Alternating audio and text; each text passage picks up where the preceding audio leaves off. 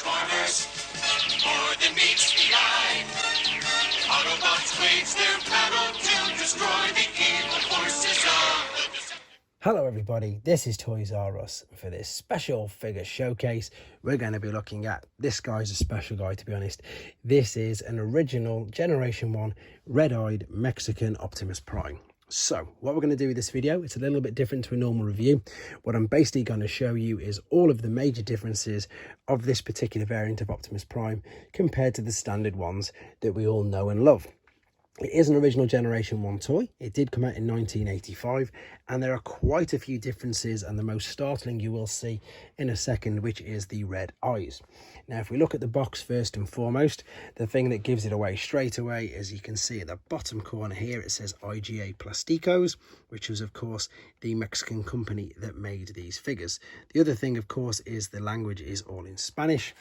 And what you probably can't tell, maybe not until I stick a normal Prime box next to it, is that the whole quality of the box is just, the best word I can use for it is just really inferior. It feels cheap, it looks cheap, it's not glossy at all.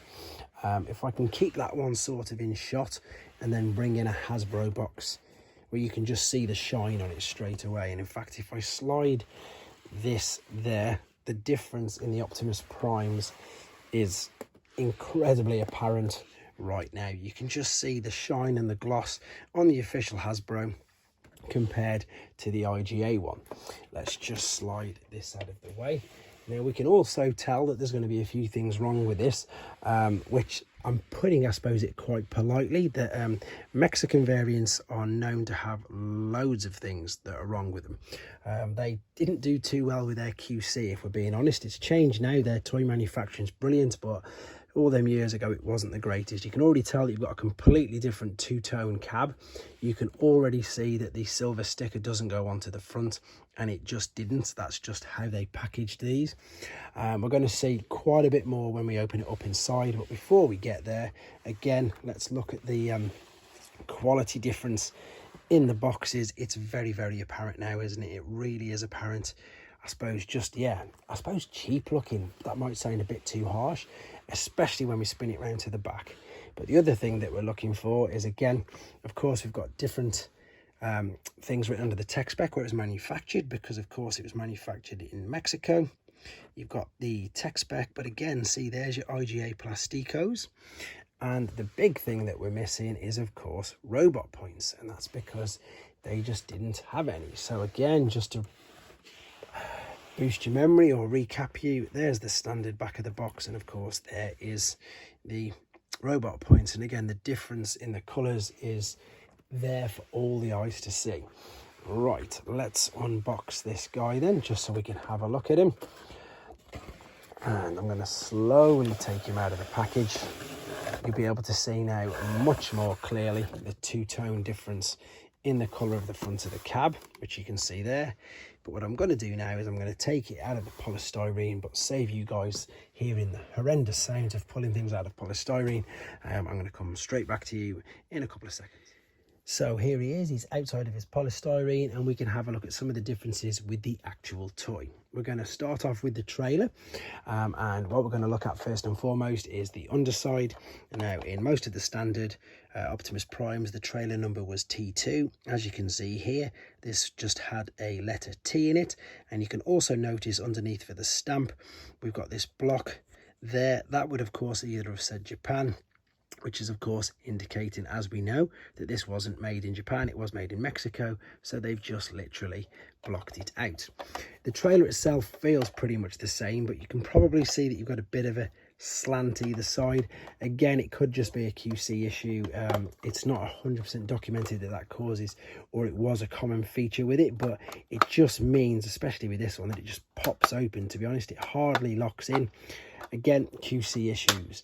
Let's have a look at some of the other things. Everything inside is pretty much the same, apart from what I'm about to show you. So the missile launchers here in the US, obviously the missiles were heavily dubbed down or neutered, whatever you want to call it. With these, they weren't at all, because they didn't have the same quality standards. Some of these will fire with complete venom, but that is if you're lucky enough to get them in. So this is pretty much an unused contents one, and hopefully, well, you can hear how horrendous that sounds. This side just, it won't go in pretty much at all, and even though that's not even in fully, there's still some horrendous power behind it. Let's try this side. That's just, it's, you can see that the quality in these was just very, very poor. Right, I've got that to go in, and I'm going to quickly just move out of the way. Huge amount of power in these. Again, they definitely would not have passed the safety standards in the US at all. That's pretty much the only differences with the actual trailer. So let's fold this up, and I'm sorry I'm keeping you waiting to have a look at the cab, but before we look at the cab, let's have a look at the instructions. So of course, apart from the glaring obvious that it will be in a different language, you can probably tell, I can definitely tell by touch. I know you can't obviously on the video, but again, it's not glossy, it's just printed paper. It doesn't shine, it just feels really cheap. And I'm not sure if you know, but if you watch any of my other Mexican Transformer videos, I would have said in that they don't actually have rub signs. So although this is a 1985 figure, we know of course all figures by 1985 had rub signs.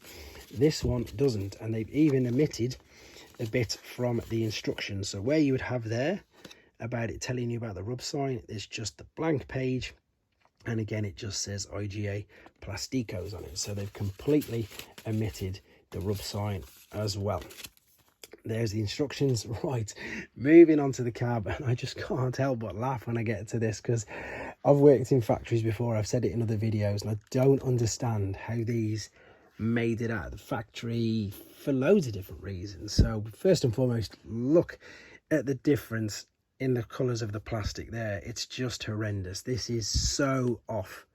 It doesn't even match. They're two totally different colors. There of course is the missing rub sign. I mentioned in the first part of the video that they didn't even bother putting stickers on there, which was very, very strange, and that's how they were packaged. It is still die cast, and you can just see, if I open up that now, that'll show you just how different the colors are. The tires are still rubber though. Everything else is still the same, apart from, and I know this is what you've been waiting for, so let's transform him out. And again, this is not a joke, this is not a kid's custom, this is not me pulling the wool over any of your eyes. You can Google these. This is exactly that. Terrible, isn't it? Absolutely terrible. Let's have a good look at that. There are the red eyes. He's even got a different coloured head. Look how light the blue plastic is on his head compared to the blue plastic that's inside the, well, inside his chest cavity. You can just about make out there that they're two different tones of blue. Just a catalogue of errors. It's just crazy. There's your standard Hasbro. Of course you know the difference, but I want to show you the difference in the colours as well. It's so much darker. But there you go. As I say, I didn't want this to be just a normal review. I wanted it to be educational. Maybe it made you laugh as well, because they still make me laugh now. There you go. This is the red-eyed Mexican variant of Optimus Prime. I'm going to keep doing as many variants as I can humanly, well, as long as the ones I've got that I can catalogue of the variant of G1 Optimus Prime to help you identify yours, and maybe even help you with the search if you're a bit daft like me and like to collect variants. Anyway guys, there he is, 1985 Mexican Red Eye Optimus Prime. Thanks for watching. Like and comment, and don't forget to subscribe.